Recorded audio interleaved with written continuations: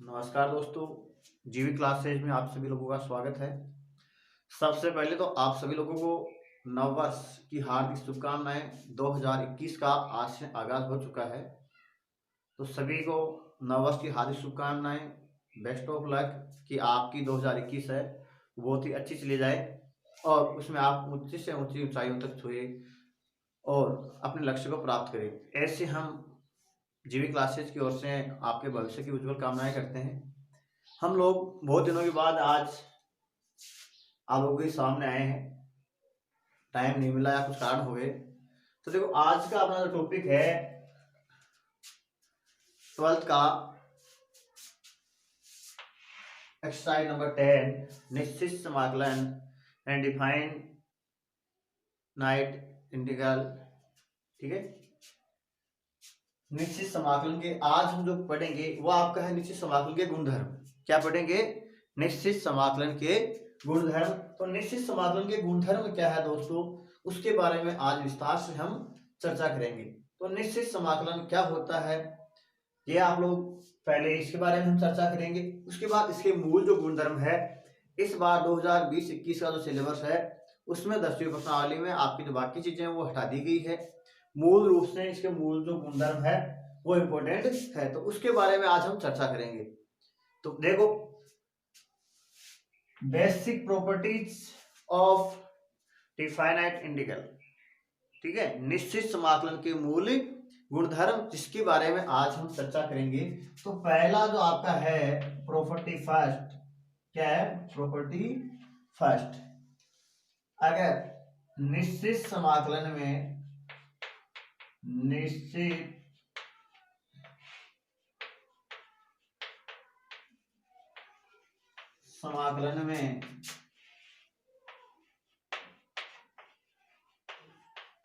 अगर सीमाओं को निश्चित समाकलन में अगर सीमाओं को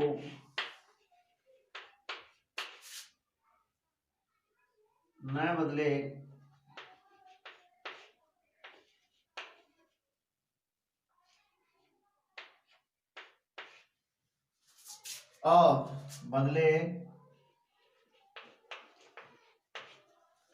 और चर बदल दिया जाए और चर को बदल दिया जाए,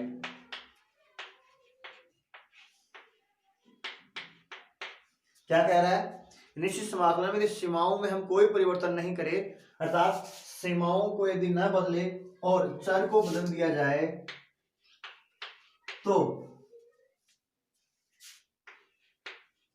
समाकलन के मान में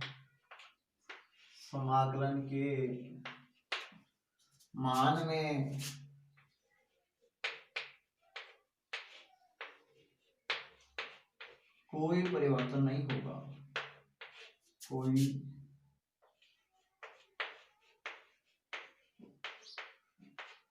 परिवर्तन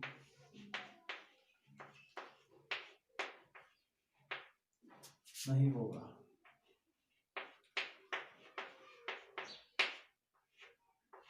देखो, ये तो आपकी लैंग्वेज में रूप में, मैथ के लैंग्वेज आप किस लिए लिखोगे इसको? यह आपके पास सीमा है समाकलन की ए से बी। समाकलन की सीमा क्या है? ए से बी। देखो, हमने इससे पहले जो पढ़ा निश्चित समाकलन, उसमें आपकी सीमा नहीं दे रखी थी। निश्चित समाकलन में क्या होगी, आपको लिमिट दे रहे होंगे। पहली लिमिट है वो उसको बोलते हैं हम लो लिमिट, और दूसरी वाली लिमिट है उसको बोलते हैं हाई लिमिट, यानी उच्च सीमा और निम्न सीमा। तो यदि यहाँ आपके पास लिमिट ए से बी है समाकलन की, और आपका फलन आपका जो है वो एफ एक्स डी एक्स है, तो जैसा कह रहा है उसके अनुसार करें। सीमाएं आपकी ए से बी है, इसमें कोई परिवर्तन नहीं कर रहे हैं, और यदि इसमें चर बदल दिया जाए, पहले अक्ष था अब क्या कर दिया हमने टी, तो समाकलन के मान में कोई परिवर्तन नहीं आता है। अर्थात पहला नियम क्या है, यदि निश्चित समाकलन में सीमाओं को परिवर्तित नहीं करे, सीमाओं को नहीं बदले और चर बदल दिया जाए, तो उस समाकलन के मान में कोई परिवर्तन नहीं होगा। तो यह आपका था first property. Second property P2 गुणधर्म सेकंड। गुणधर्म सेकंड क्या है?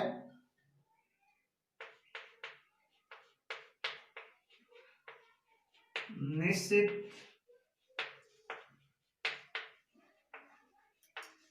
समाकलन में यदि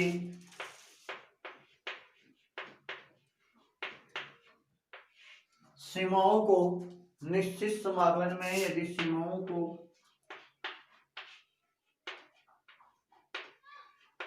परस्पर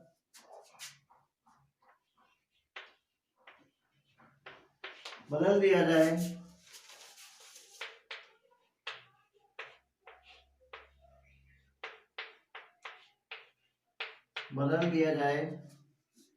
तो समाकलन के मान में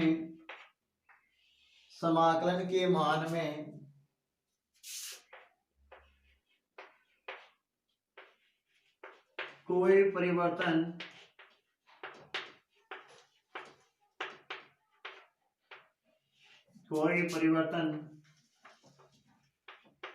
नहीं होगा, लेकिन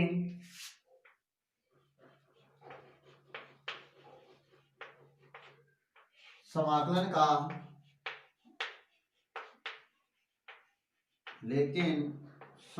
का चिन्ह बदल जाएगा।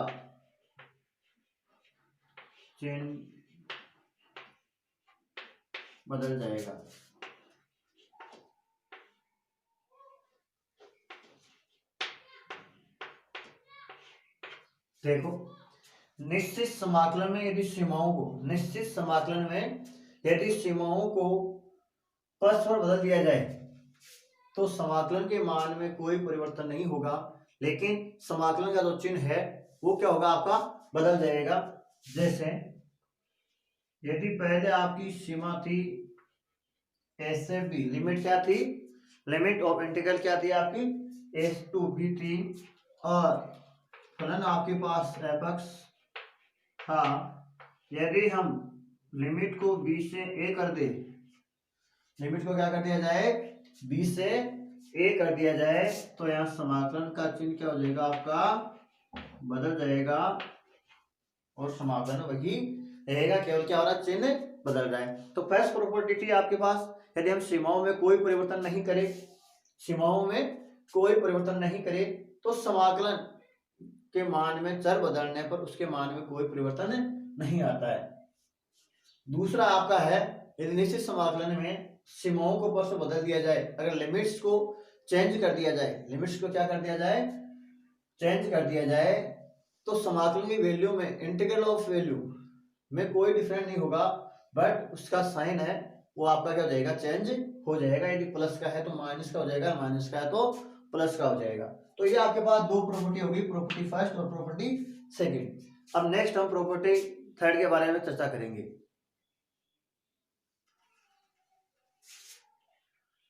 देख लो तीसरी प्रॉपर्टी,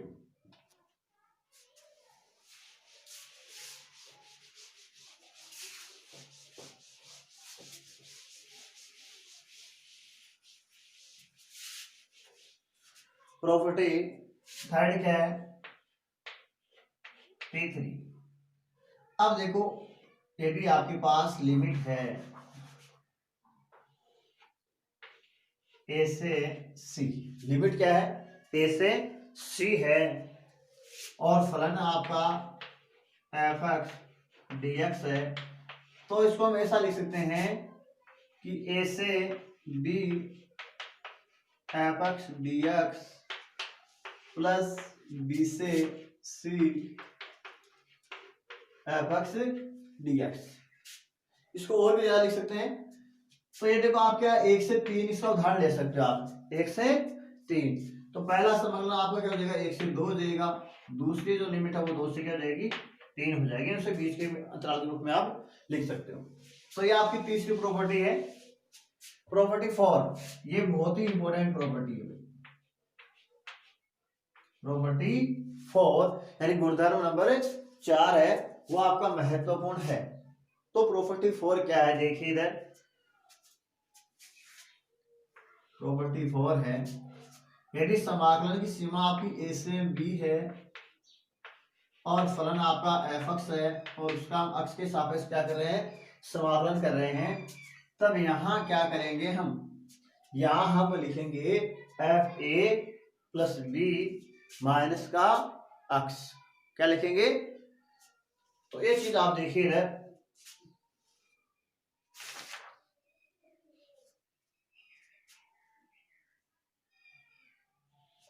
देखो इसमें लिखेंगे a से b फलन fa प्लस b माइनस का अक्ष dx। ये प्रॉपर्टी बहुत ज्यादा काम आएगी आपकी, इस प्रॉपर्टी का एक उदाहरण भी हम आप लोगों को करवाएंगे। तो ये चौथी प्रॉपर्टी है, बहुत जगह काम में आती है। इसमें विशेष देखो, यहां यदि a बराबर 0 तो लिमिट यहां से हो जाएगी 0 से b, क्या हो जाएगी लिमिट 0 से b f(x) dx बराबर क्या लिख सकते हैं हमें, यहाँ 0 से b f b minus x dx। बहुत ज्यादा जगह ये काम आएगा, इसके एक आधा उदाहरण कर लेते हैं। तो दूसरी और पहली और दूसरी प्रॉपर्टी की 6 बार पढ़ ली हमने। अब प्रॉपर्टी तीसरी आपके सामने है, प्रॉपर्टी चौथी आपके सामने है। तो प्रॉपर्टी तीसरी क्या है, यदि आपकी सीमा है मान लो समाकलन की a से c, बीच में आपका कोई बिंदु b बन रहा है, बीच में कोई बिंदु और बन रहा है, तो उस बिंदु के रूप में उसको आगे योग के रूप में लिख सकते हैं। समाकलन क्या लिख सकते हैं, उसको योग के रूप में लिख सकते हैं। जैसे मान लो आपका 1 से 5 है, क्या था इसमें, इसकी बात कर रहा हूँ 1 से 5, तो साहब इसे 1 से 2, 2 से 3 प्लस 3 से 4 प्लस 4 से 5, इस प्रकार अलग अलग सीमाओं को योग के रूप में फलन उसका समाकलन आप कर सकते हैं। चौथी में क्या है, लिमिट आपकी f a से b में है, फलन a से b में आपकी है। अब देखिए इसकी यदि आपके पास सीमाएं हैं तो आप यहाँ लिख सकते हो अक्ष से क्या लिख सकते हो, a प्लस बी माइनस का अक्ष। जहां आपके फलन में अक्ष आ रहा है वहां क्या लिखोगे, a प्लस बी माइनस का अक्ष रखोगे, और उसके बाद यहाँ एक समीकरण आपका जो मूल रूप समीकरण होगा वो होगा, दूसरा ये प्रॉपर्टी लगाने के बाद समीकरण बनेगा। उन दोनों समीकरणों को क्या करना, हमें जोड़ना है, और उसके बाद आपके इसके आंसर आने वो आ जाएंगे। तो इसके एक उदाहरण मैं कर लेता हूँ, प्रॉपर्टी 4 का एक उदाहरण आपको समझा देता हूँ, या साथ ही समझा देंगे। चलो देखो,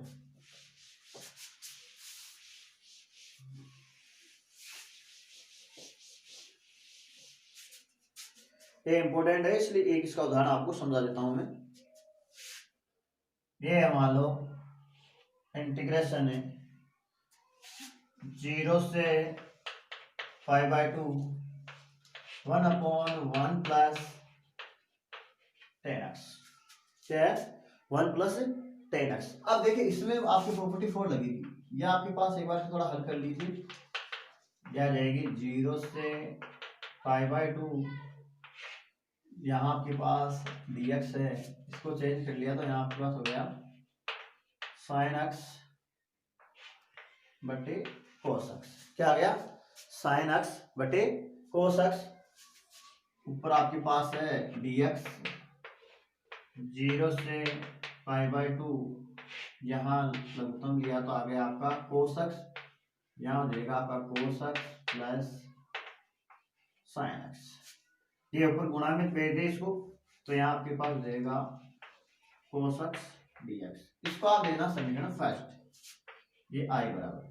अब देखो यहाँ प्रॉपर्टी 4 से, प्रॉपर्टी 4 से यानी P4 से, तो आपके पास यहाँ देगा i इक्वल टू 0 से 5/2 cos 5/2 माइनस का अक्ष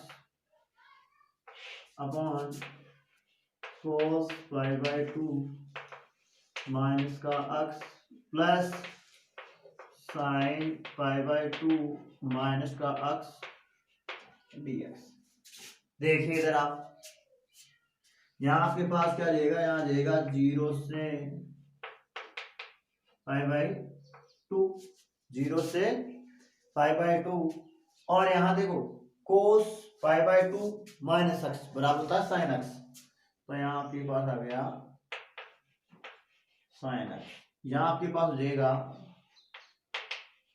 sin x plus cos x dx, sin x plus cos x dx। ये वाला दिखाई दे रहा है क्या आपको? चलो ये वाला दिखाई नहीं दे रहा, तो मैं ऊपर लिख देता हूँ, इसको मिटा देता हूँ यहाँ से। यहाँ आपके पास चेंज करने के बाद आया i equal two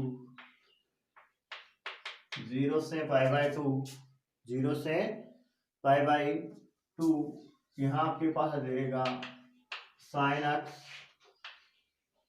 upon sin x plus cos x dx।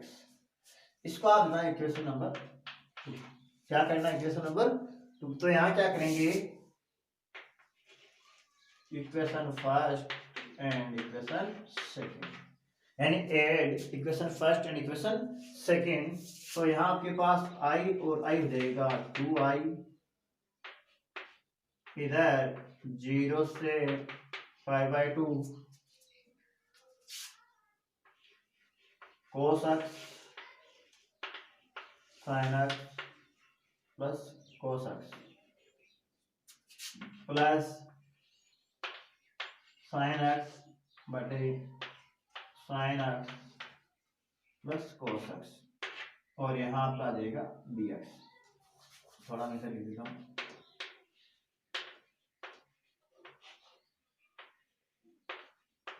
sin x plus cos x dx। अब देखो यहाँ आपके पास है 0 से π/2, लघुत्तम यहाँ हो गया sin x plus cos x, तो यहाँ देखो sin x plus cos x, तो यहाँ भी आपका जाएगा cos x plus sin x। समझ में आ गया? यहाँ देखो मैंने चेंज किया, उसके बाद दोनों में जोड़े, दोनों में लघुत्तम क्या है, समान संख्या प्लस माइनस का है, 3 + 2 हो बराबर 2 + 3, एक ही चीज है। तो यहाँ अब आप कट जाएगा और बचेगा 1, यानी 2i इक्वल टू 0 से π/2 1 dx। तो यहाँ 2i इक्वल टू हो जाएगा x 0 से π/2, तो 2i equal to π/2 minus 0, i equal to हो जाएगा π/4। तो ये आपकी प्रॉपर्टी 4 है, इस प्रकार की क्वेश्चन में काम आएगी। तो एक बार वापस देख लीजिए, हमने क्या क्या टेन को चेंज किया साइन और कोस के पदों में, किसमें किया, साइन और कोस के पदों में। फिर उसके बाद यहाँ क्या करना, लघुत्तम लिया, लघुत्तम लिया तो यहाँ तो आपके पास साइन बटा कोस था, तो यहाँ क्या एक का कोस में भाग दिया, कोस बार कोस को 1 से गुणा किया तो कोस आ गया, प्लस साइन एक्स और कोस को ऊपर भेज दिया। यहाँ हमने क्या क्या प्रॉपर्टी 4 लगाई। प्रॉपर्टी 4 क्या होती है कि आपका इंटीग्रेशन ए से बी में है, ठीक है, समाकलन ए से बी तक है और फलन एफ एक्स है, तो जहां आपके पास एक्स होता है वहां करते हैं ए प्लस बी माइनस का एक्स, या फिर हमने एक विशेष नियम बताया कि ए बराबर 0 है तो लिमिट आपकी 0 से बी हो जाती है और वहां बी माइनस एक्स लिख देते हैं। तो यहाँ आपके पास समीकरण 1 और 2 आ गई, उसका हमने योग किया, लघुत्तम ले लिया, उसके बाद जो कटा वो काट दिया और फिर 1 dx आ गया, 1 dx का समाकलन हो गया एक्स और एक्स में लिमिट रख दी। तो इसको एक बार नोट कर लीजिए।